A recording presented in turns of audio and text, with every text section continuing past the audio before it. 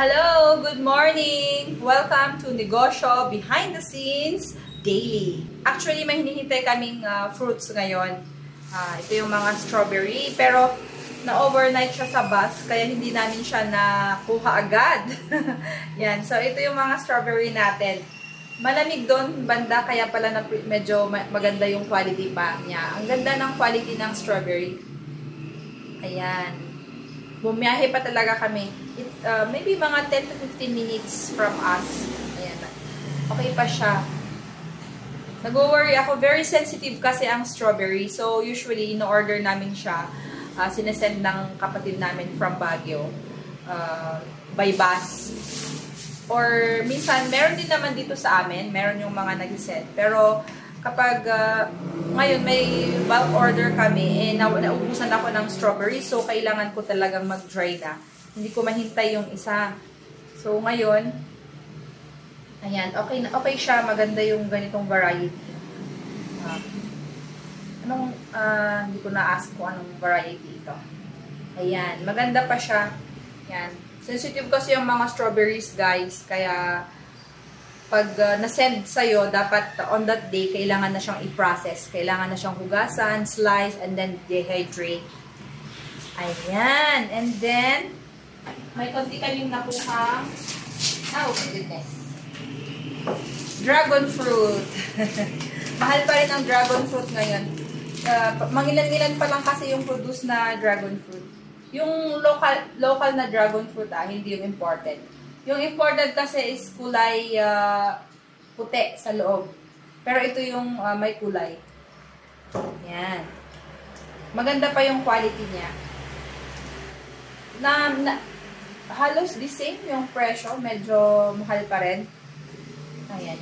Ito kasi yung magandang pangpakulay sa ating mga fruits. Ayan. Konti lang. Nilalagay ko pa lang sa isang blend. Pag maging season na, tsaka natin lagdagan. Yan. Yan, guys. So, yan yung usually na problem namin dito. Lalo na yung logistics. Oops, wait lang. Yan. So, of course, kapag yan. Usually sa ganito, lahat kasi yung iba namin ingredients, wala talaga dito. So, kailangan namin ipa-ship from other province, from other cities. Ayan. So, isang nakita kong problema sa ganitong business, yung logistics. Ayan. So, tulad nito, halimbawa yung mga fruits na sensitive. Walang direkta na talagang market, farm to market na dito. The same process din. Isasend nila via bus. Yan, i-order mo from the farmer or from the sa market na din, from the trader. Tapos, i-send nila. So, yun yung isa namin na-encounter sa ibang mga fruits na aming mga ingredients. Unlike sa lemon, kasi sa lemon, diretso from farm to us. Dinadala na nila dito. Pati yung pinya din, kasi may pinya. May mga iba, pag local or season dito sa amin, may mga pineapple din. Though maliliit sila. Or depende sa size, meron din naman malalaki. Ganon.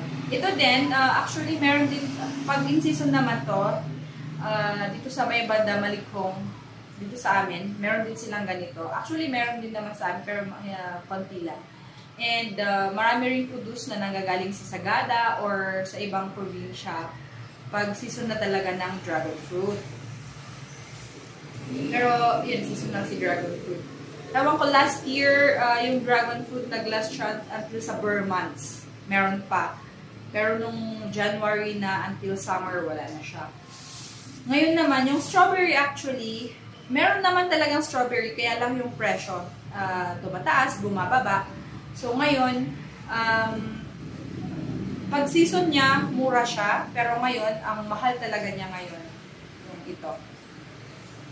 Pero yung kinukuha ko na lang yung mga magandang variety para minsanan. Ganyan talaga yung isa sa mga problem na na-encounter natin sa negosyo. Ayun, we find ways on how to make them para naman hindi natin i-compromise yung value ng ating mga fruit teas. So, ngayon na konti na lang ulit yung season ng parang konti na lang yung supply ng, mahal na yung mga strawberry. Mga isang blend na lang or dalawang blend, depende. And then, let's see. Pinya kasi yung in season ngayon, maraming pinya. And then si dragon fruit, mahal pa rin. Hinintay ko, so one blend pa rin siya. Para maganda pa rin yung looks ng ating mga fruit teas. Halos na-maintain pa rin naman yung 7 flavors natin. Maintain naman yung 7 flavors. So, meron yung strawberry, yung dragon fruit, and then the rest yung glutamate, yung hibiscus, yung chia, ang tawag doon yung honey lemon na infused. And may isa pa, yung may kiwi. So, 7 na siya. And if we have 7, it's good to go na. Ayan. Magdadagdag na lang ulit kami ng other blends kapag in-season na ulit. I think this June, July, marami na rin mga other fruit na mga in-season. Like ito si dragon fruit. Maybe dragon fruit yung i-feature natin ngayong tag-ulan. Ayan.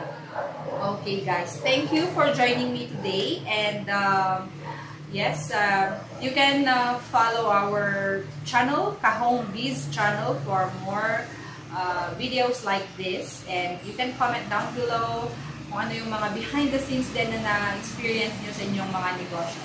And until the next video guys, bye!